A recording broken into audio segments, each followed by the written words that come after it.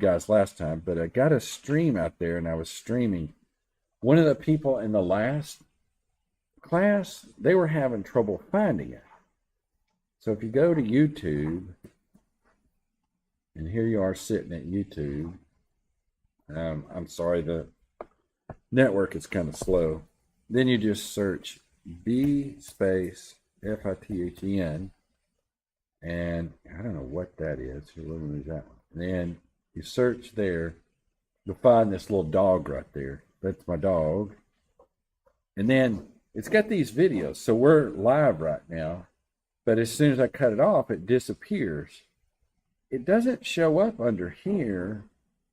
It seems like it's showing up under here. So if you go back to the other day and see, I goofed this up. I typed the wrong date. It's supposed to be 4/5. So that's the one I did the other day. And so all of them are listed there. And I try to put the dates on them, although there was a few times I misspelled a few things. And a few times there's a few times I goofed on the listing. Where? Oh, that's a playlist. Okay. So that's how you find this stuff. There's apparently that live button header didn't used to be there. It used to be under videos itself. So I don't know. They can change things around.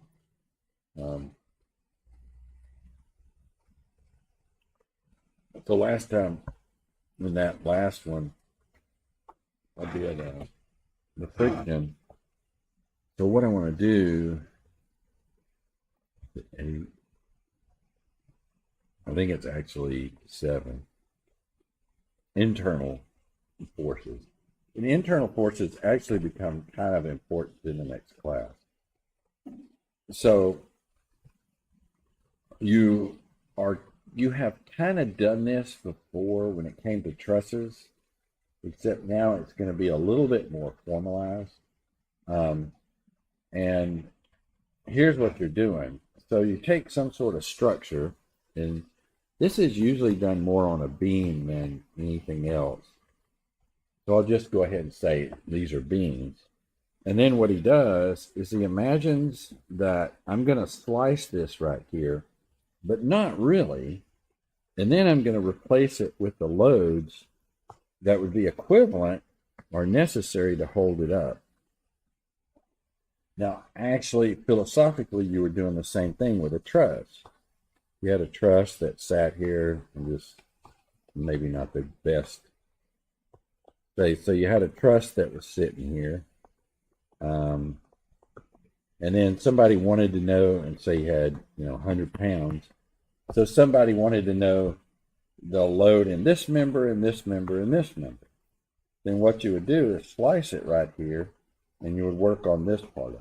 So technically, the philosophy is the same. You're not going to go hacksaw the truss, but you're going to section it and replace it with its load. So philosophically, this is the same thing that's happening here. The thing is, you get 3 types of loads. One that's called a shear, one that's a moment, and then one that's a normal force. Now he talks a little bit more about the shear and the moment, the bending moment. And then he starts talking for a moment on these 3 things. What is positive and negative?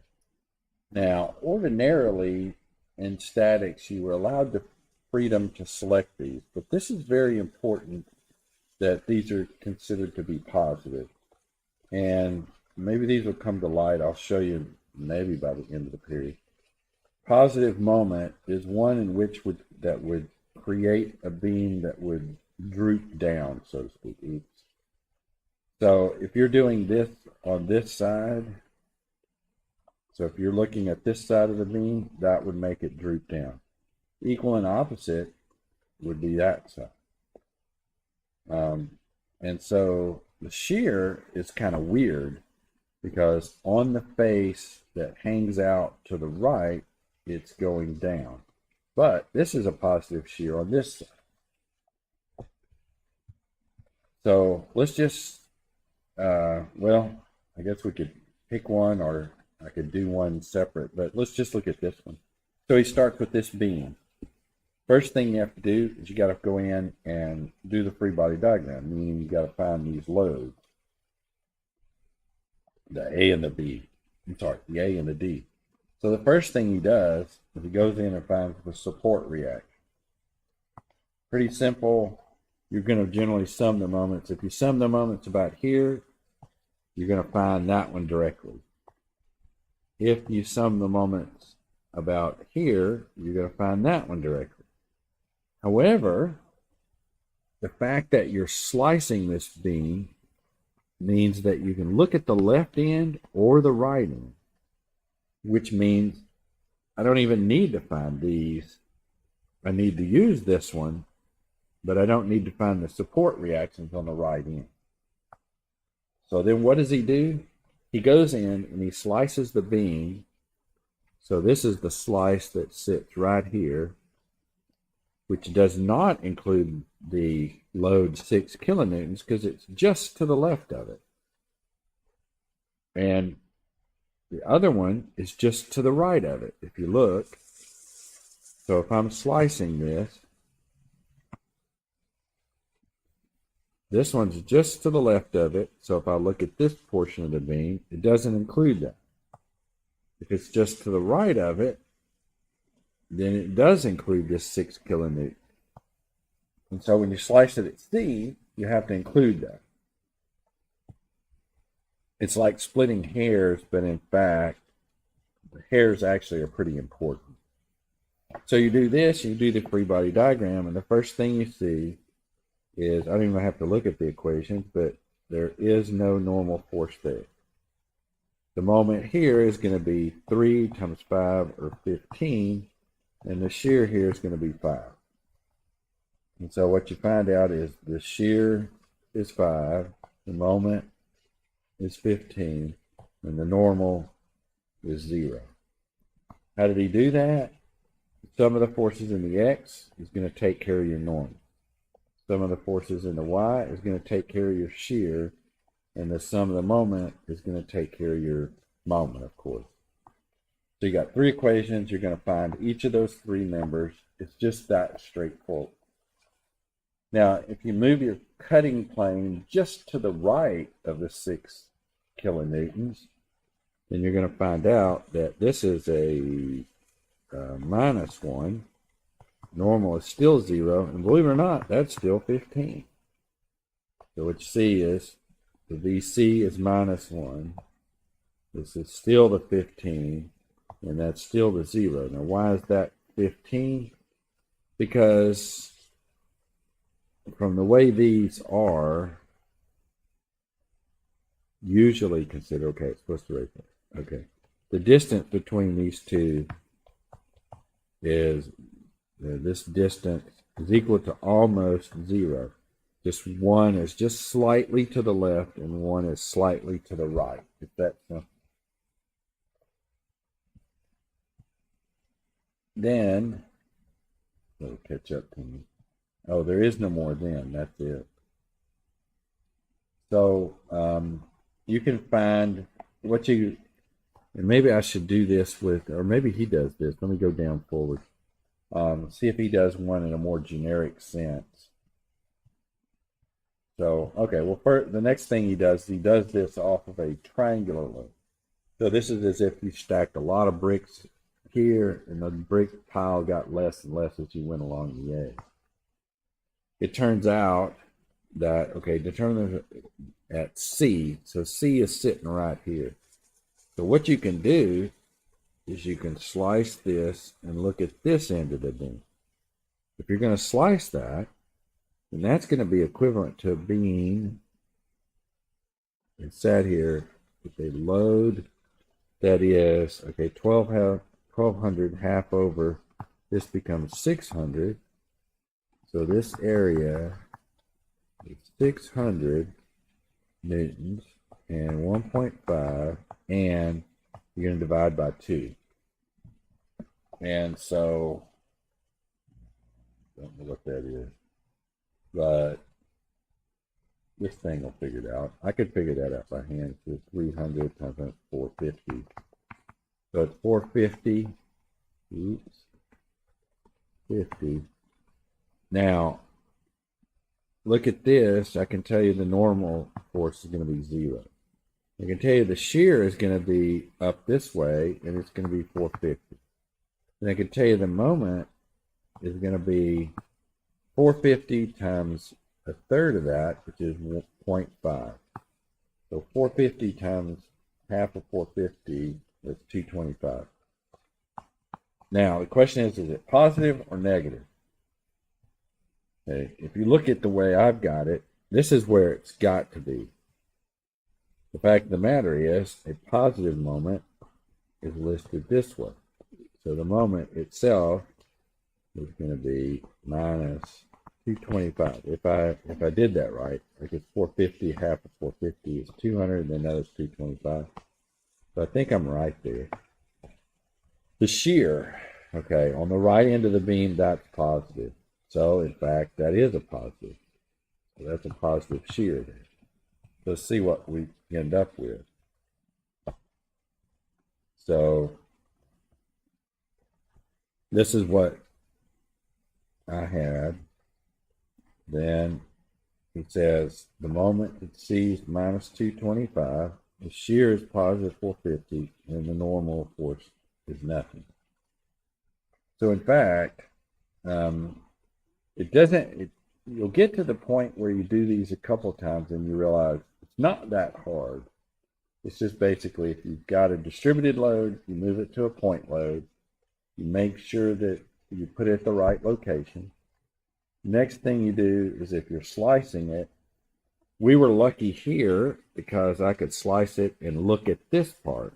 So my eyes could be focused on that part, not this part. We don't want to do that because if I did that, I'd have to find the loads at the supporting end and include those. So that's pretty much all these things are. Okay, he's got one here that's a little bit strange, and that is that this is going to have because of this link right here, the resolution I've got on this picture isn't that good. It's kind of weird, but the resolution here looks fine to me. So I don't know. So in effect, because of this member and the way it is, and it's on a 345, take that, divide by 2, take that, divide by 2. You get a 3 here and you get a 4 there. So it's a 3, 4, 5 triangle there. And so it's pushing to the right 4/5 of this value. Its shear is 3/5. The load up is 3/5. If he's interested in B, you can just go in here and look at the right end, or you can go in here and look at the left end. So it's either or you can do both. If you did both, you should get the same answer. So the distributed load, so if you look at the left end, the distributed load is 50 times 4, give you 200 on that left part and 200 on this right part. So then if you look at it, he went through and found the load that sat right here and right here. And he can do that by summing the moments about C here. You could also sum the moments about A, and you can get this. And once you do that, you can do this problem or that problem. Depends on what you want to do. But you should get the same value for NB, the same value for the moment, and the same value for the shear. So he ends up doing those, and that's all he's got there.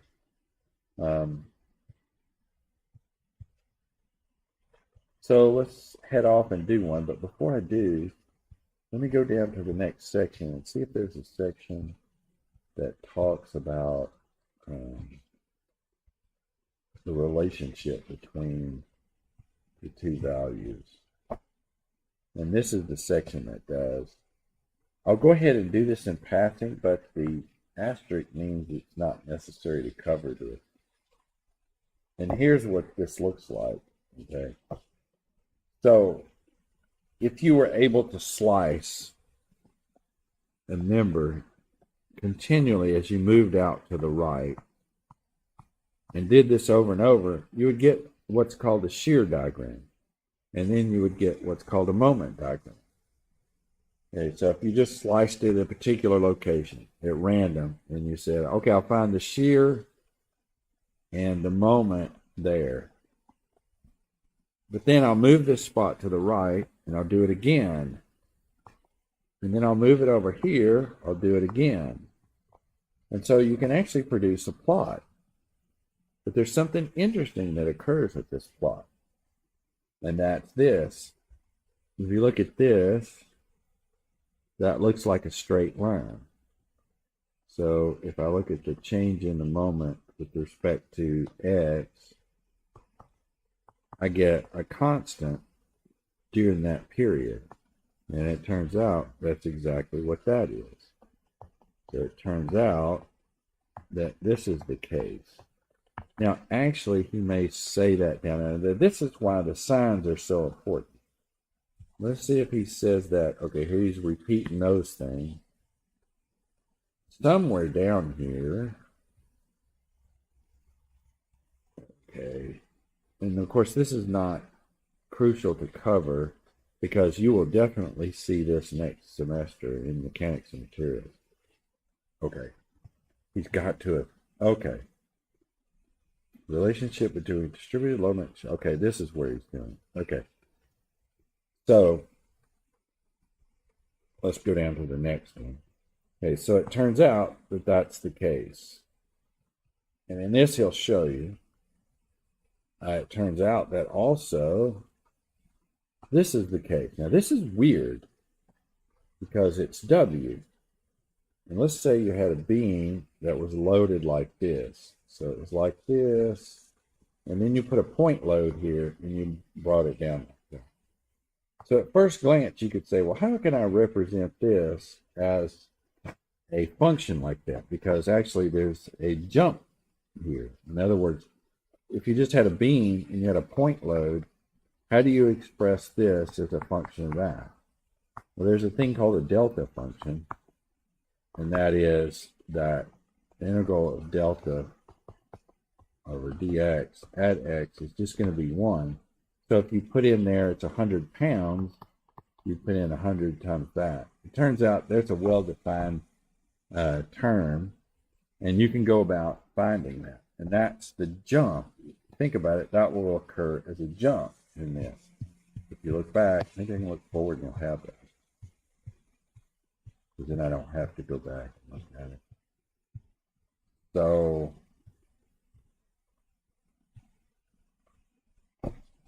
I'm trying to find if he has, does he have an example work where there's just a single load on here? I don't see it. Okay, so if you do that, okay, that's when I, so if you do that, okay, so let me give you an example there. By looking at that, here, I'll shrink it down, go back. That one where you had the shear and the moment diagram. Okay, notice what happened when you put this point load right here. Notice what happened to the shear. You moved along and it was an instantaneous jump down here to this. So it turns out the distance from here to here becomes P, because that's what the load is. So if you, for example, if you took this load and shrank it down, you can move this point back to the point where it would just be like a line that would go vertical and go like that. Eventually, you could get this thing to the point where it was straight up and down. So in fact, there is a relationship between the load diagram, the shear diagram, the moment diagram, and what you'll learn in mechanics and materials is there's another diagram, which will be the angle, and then finally the displacement. And to get to these two, you've got to add an extra term, and 2 terms to do that.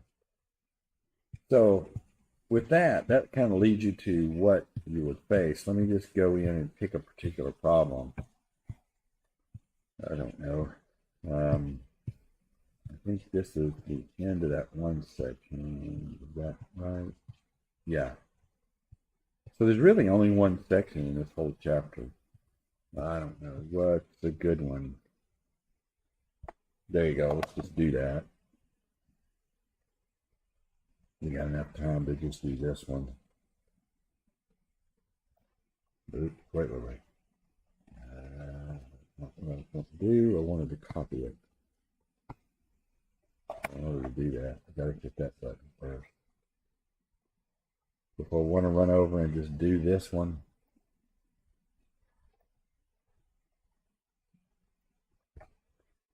so you want to slice it right here, right? Well, if I slice it and look at the left, I'm going to have to deal with that load. If I slice it and look at the right, I'm going to have to deal with this load.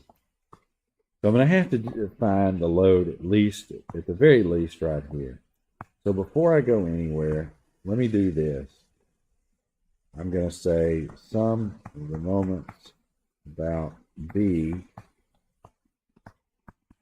And my goal is to find, and I may take another picture of this in a minute.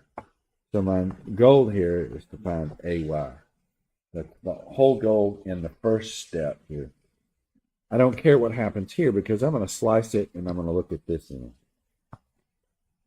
So if I look at this, it's equivalent to 3. Okay, so he has kips. The same thing as 3,000. 3,000 times 6, because it's 6 wide, and the bricks that he stacked on here are 3,000 pounds for every running foot. So that's what that load is going to equivalent be, and it's going to be at 3 foot because I've stacked those bricks evenly. And so what I've got is 3,000 and times 6, because that's going to be the total load here. 4.5, 4.5, that's 9, and that's 10, 11, 12. So that's 12. It is going this way around B, which is the positive way.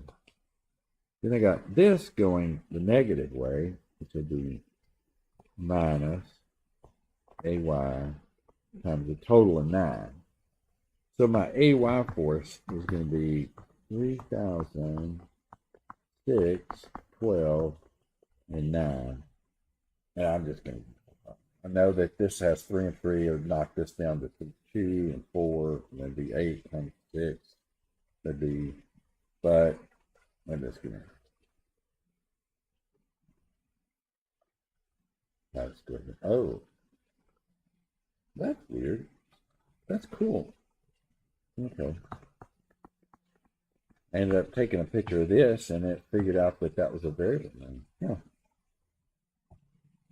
So now, what I'm going to do, I'm going to go back over here to the book, right here, go back over here. This time I'm going to change the mode, and I'm going to take a picture. I'm going to try to do the best I can about dealing with this. So, let's try this.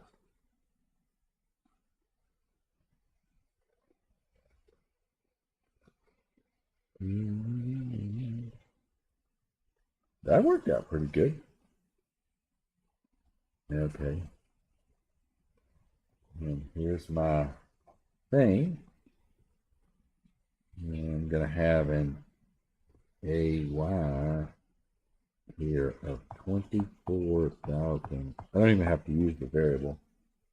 So I could basically put the normal force, but it's going to be 0. I could put the moment, but I'll have to find it. And then I can put my shear, which I'm going to find it too.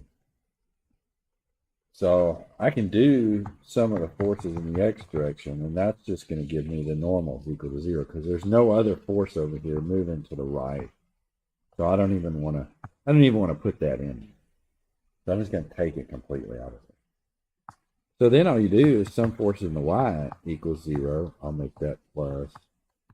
Equals 2. I got a shear, because that's what I'm looking for.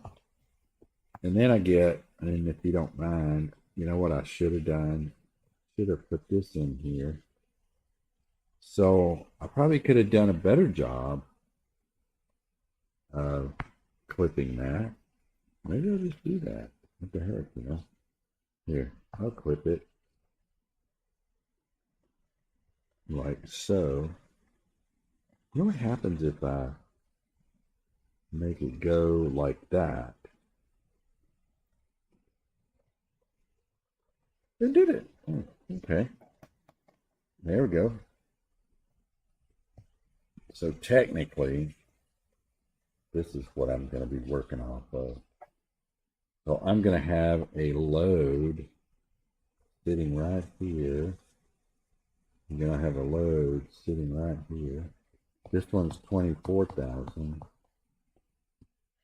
I've already forgot what that is. 6 times 3, that's 18,000. This is 18,000. And then I still have this. And I still have that. But I'm going to work this off of this diagram. So I've got plus 24,000. Wait a minute. I said that's going positive, right?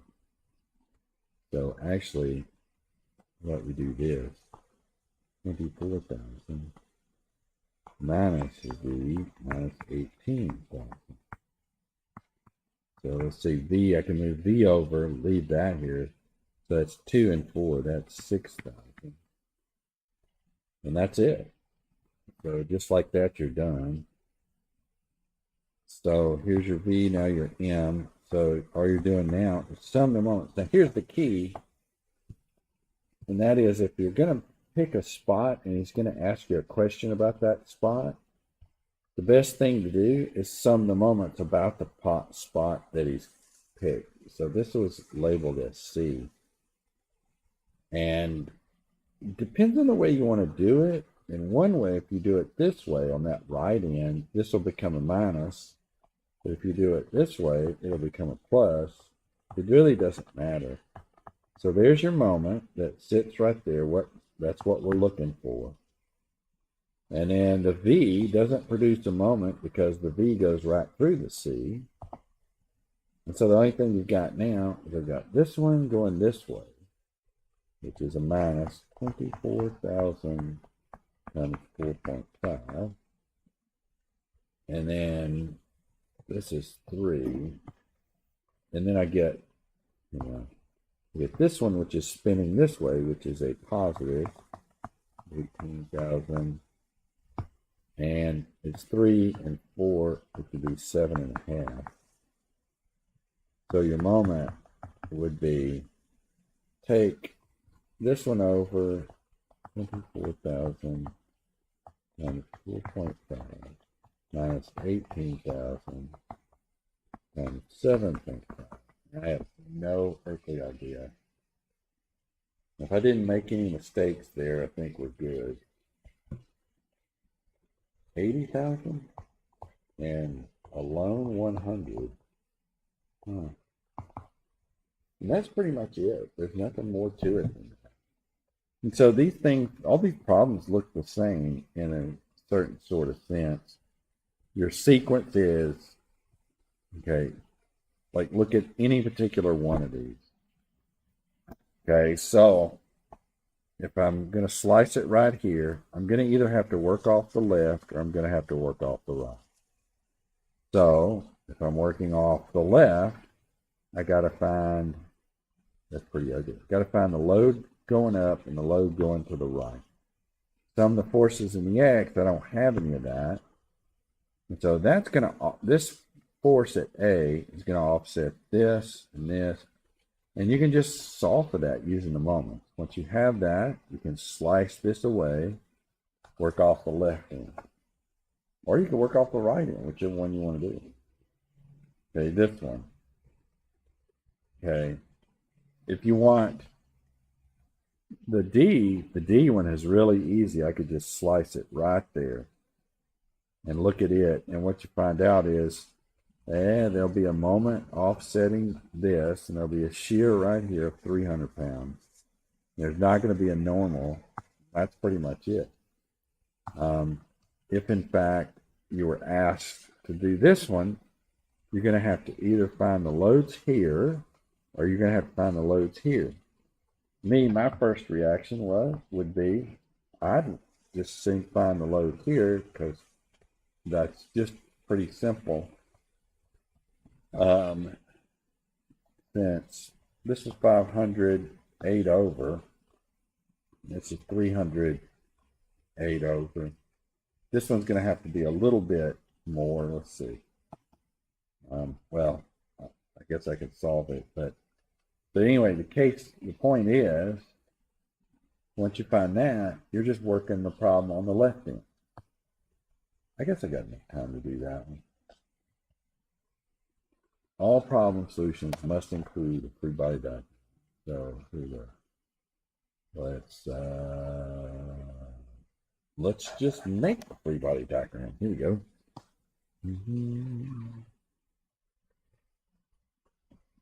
Let's see. It's gonna look weird. Okay, what did I get? Well, that's okay. It's not exactly the best thing. Okay, so there it is. I know I'm going to have a force or a load over here, and I'm going to focus on it. This I don't even care about. I'm going to search, because the reason I don't care about it at all is because C, I'll work the problem here, and D, I'll work the problem off here.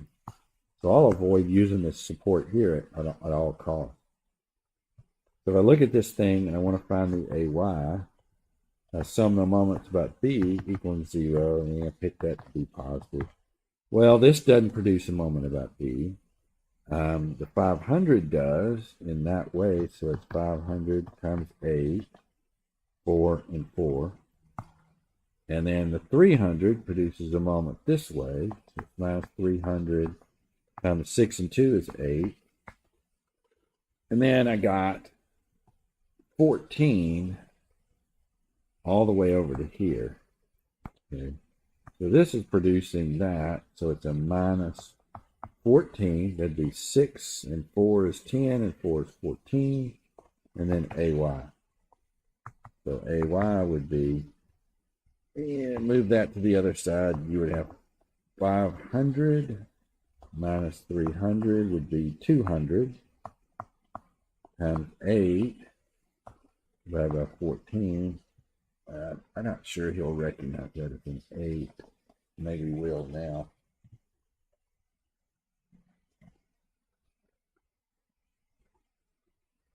And 114, 114.3. I'm just going to start truncating things a little bit more. Okay, once you have that, I'm going to go back to the picture, and I'm going to clip again. In my mind, I'm going to clip just like this. Let's see. There. Looks good to me. Go back over here. We drop that one down.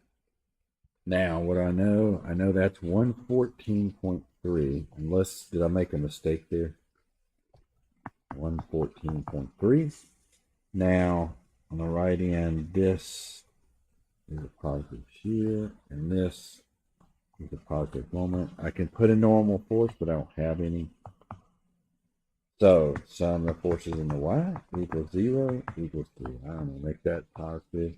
It would be minus V plus 114.3 minus 500, or move that over.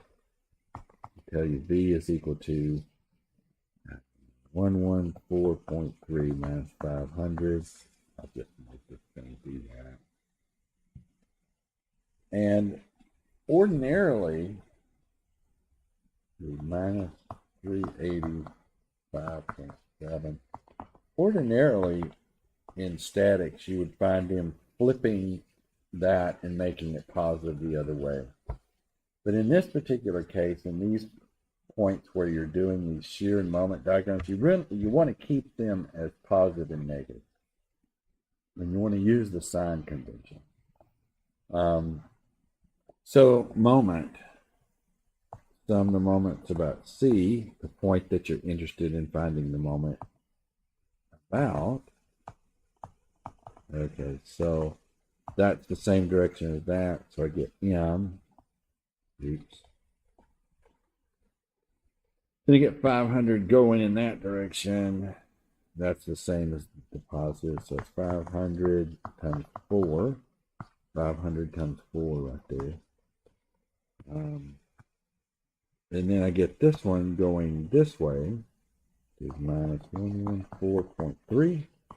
And that is times 10. So your moment is equal to, so move it over, so I move these over, 114.3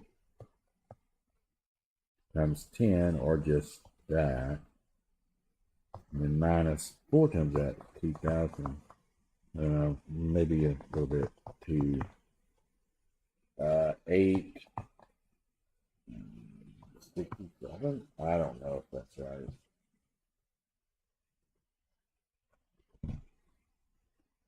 $857. But it's a minus sign. And you really want to keep that, the signs again. So that's minus 857. And this was minus 385.7.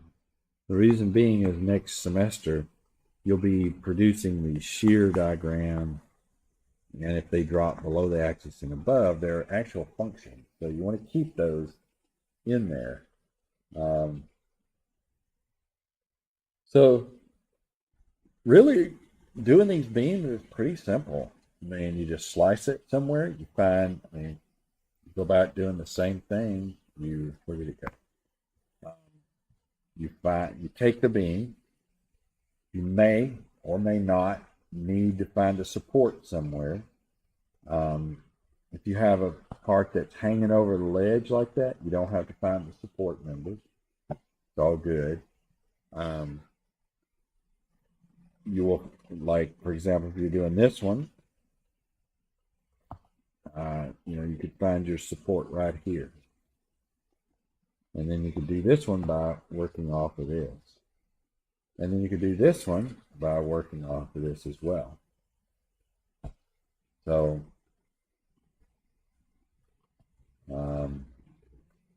that's pretty much it. I mean, I don't know that there's anything more complex than that. Let's see. So this is 7. The other was 8. Let me look at 9 real quick, just to get an idea. Uh-oh. Uh-oh. Too many things. Okay. That is not 9.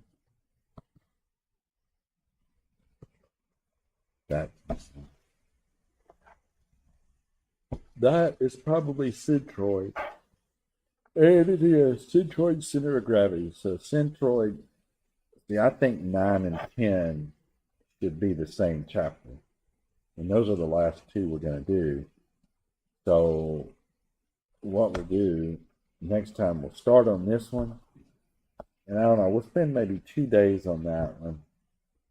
And then maybe 2 or 3 days on the chapter 10. And then I'm going to just go back and try to see if there's any holes that I left out. Because this is April. Okay, so if I look at a calendar, I don't even know. Do y'all know when the end of the semester is before the first week, isn't it? Or is it the first week? Okay. Let's see.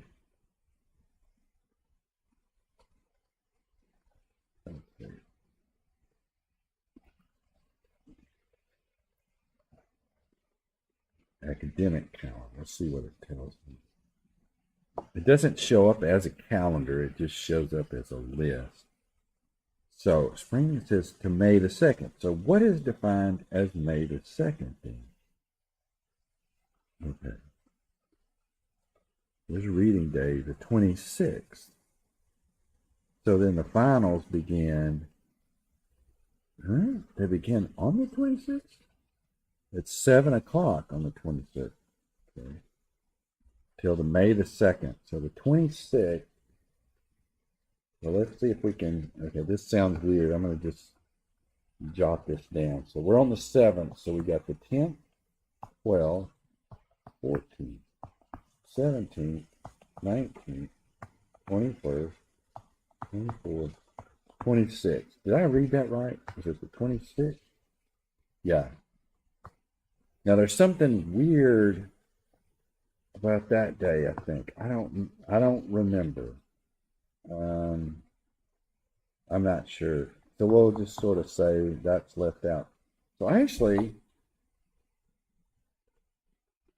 we're kind of, okay, so if I do centroid these 2 days, and then I do the second moment these 2 days, then I'll have 1, 2, 3, 4, at least 4 periods that I can go back and start looking and filling in holes and gaps if there was any there. The only hole and gap I can think of that I could go back and add a little bit more to is friction, but I may say there's a lot of stuff that will take place in when it comes to friction and belts and stuff like that when you get into machine component stuff. So that's pretty much it. If you do that, okay, what was, I think, 11.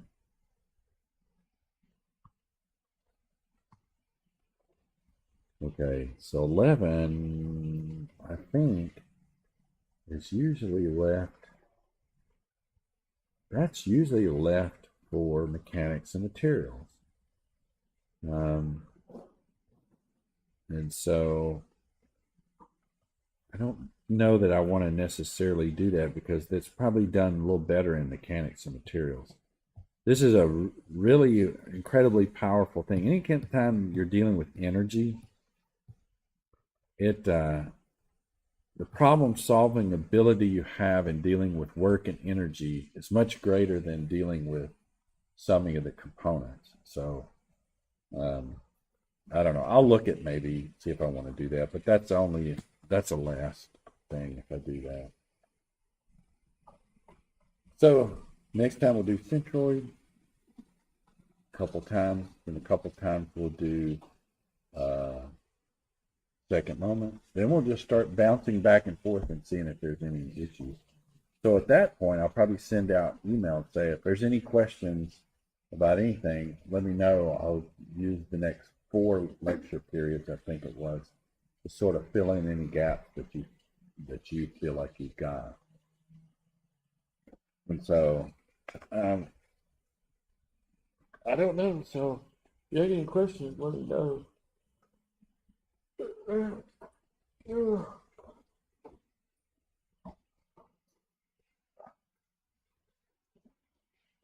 Oh.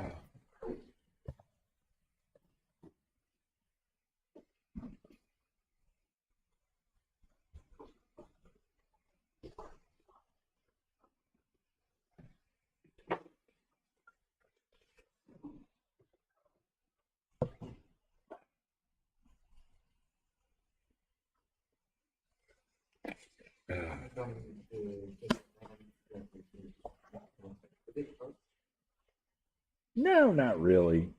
It's about the same as this, I think.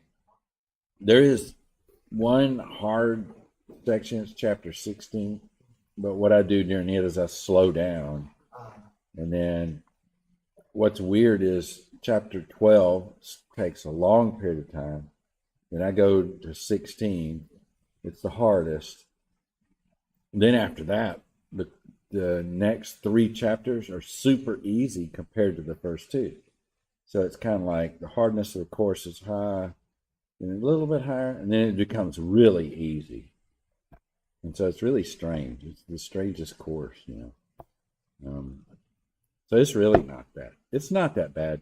It would be bad if I rushed through that chapter 16 real fast, but I draw that out over 2, sometimes even 3 weeks, because to me, that's the part that most people will use anyway.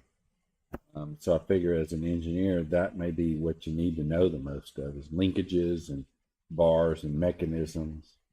And so the rest of it is like F is equal to MA. That's great. And you already know that. But you need to, I kind of feel like it'd be good for everybody to kind of at least have a feel of mechanisms so you could go back to it if you're stuck with designing something like that. So really not that bad, It could be made, you could make it as hard as you wanted to. That's really not necessarily going to make you learn more.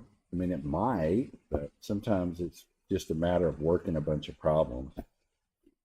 So that's kind of the way I view it. So, all right.